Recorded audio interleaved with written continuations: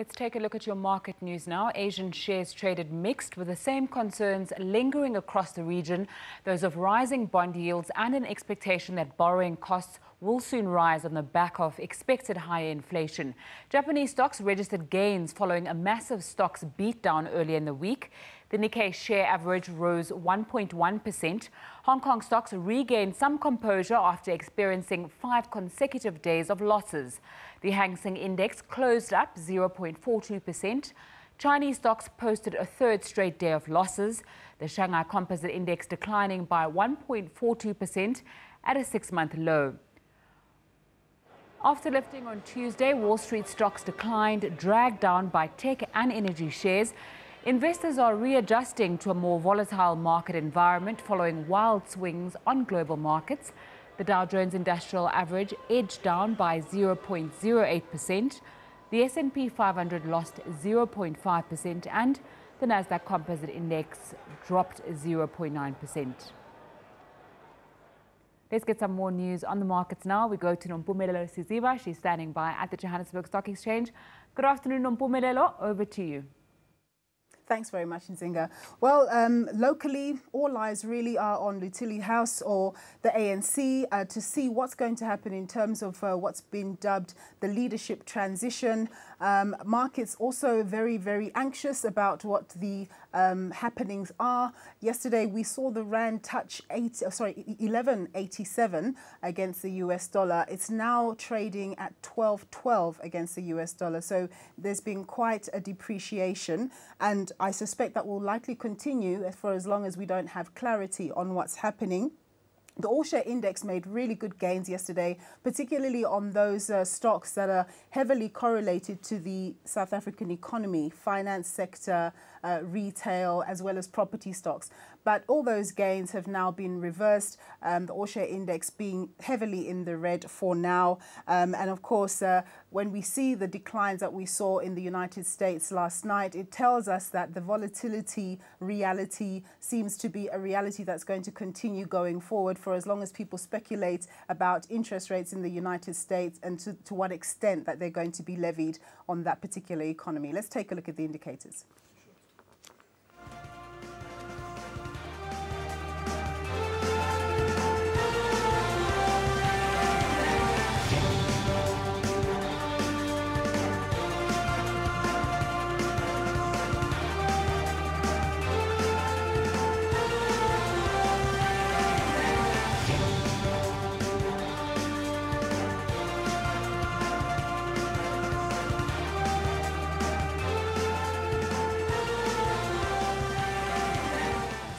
From NEFG. Thanks for joining us, sir. My pleasure. Good stuff. US markets, Asian markets, up and down. What's needed to happen before we begin to see stability? Yeah, look, I think we need some statement again out from the Fed and a bit of time as well. We have expensive markets on a global front, and especially in the US, and we have expensive bond markets in 30-year bull market territory, and those lines and yields are being broken at the moment. So a lot of fear about how many interest rates the Fed will trigger this year and next year. And we all know that a bull market don't die, it normally gets killed by the Fed. So yeah, so a bit of a readjustment towards higher interest rates on asset prices on a global front. Okay. Now, commodities in general have been hard hit by this volatility, but given the fact that everyone assumes that we're going to have good global growth, is this a place to begin investing in? Now, look, I think commodities time was about 3 years back to invest into them when they were seriously cheap and nobody wanted to own them. It's a bit of a crowd trade at the moment, so a lot of people are in there. So I think the good news and the euphoria around the tax implications in the States and the global growth in every single territory for the first time in many years. I think 2011 last time that we see growth in every single country in the world almost. I think most of that has probably been priced in the market already over the last year or two. So they're not cheap anymore. But I don't think it's the exit point as well at the moment. So there might be some more upside. We know that with inflation coming on at the moment, you're probably going to see some higher commodity prices with global growth leading the way over the next year. we'll just have to see when that starts tapering off.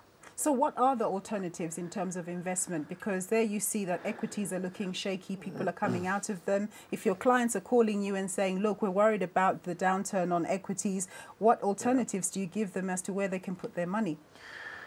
Yeah, look, it's difficult from a global front. Most equity markets do look expensive and most bond markets look expensive. I think local long-term bonds still look okay in South Africa from a yield perspective, so that's something you can still buy. Local cash does offer 8-9% if you're in decent funds in those territories, which is also not a bad alternative against what's happening in world markets at the moment. And then some stock picking and decent stock picking in the local market, I think, is going to come on top for 2018, because there's not many neglected sectors or countries and so forth in the world as there were 3 years back, 2 years back. There was always something you could actually dip your portfolios in and get some decent returns. Maybe Brexit is something you can look at. There might be some cheap assets around them still. But apart from that, it's getting a bit more difficult. So SA Inc. does still look cheap relative to some of the more global peers. Okay. And then, as I mentioned, the Rand really losing quite a bit of ground, about 2% relative to where it was trading yesterday. Do you expect us to lose more ground on the currency if we don't get some clarity by later today?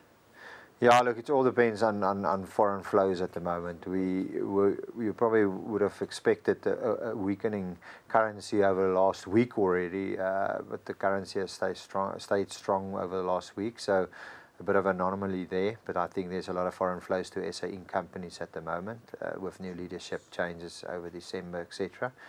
So hopefully it will start weakening a little bit to dampen a bit of the offshore moves on the local market. But yeah, it all depends on foreign flows at the moment for the currency. But I think we're going to have a bit of a weakening period over the budget time and so forth as well. I don't think our finances from a government perspective look all in well. And that might have a bit of a weakening effect on the currency as well. Okay.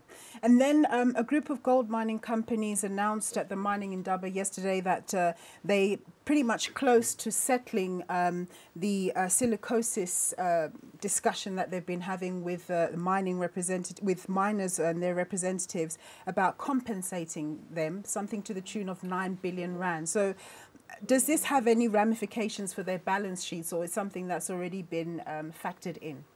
I think most of these guys have already impaired over the last few years lots of money on their balance sheets and put it aside for the specific claim. So I don't think it's something that nobody knew of.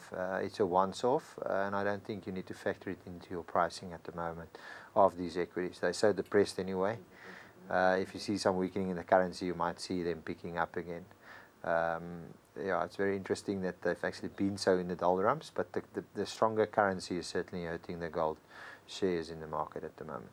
All right, well, we're going to leave it there. Thank you very much for your time. As always, Brand Smith from NEFG giving us his insights on what's happening with local and international developments. After a short break, Nzinga has more business news for you.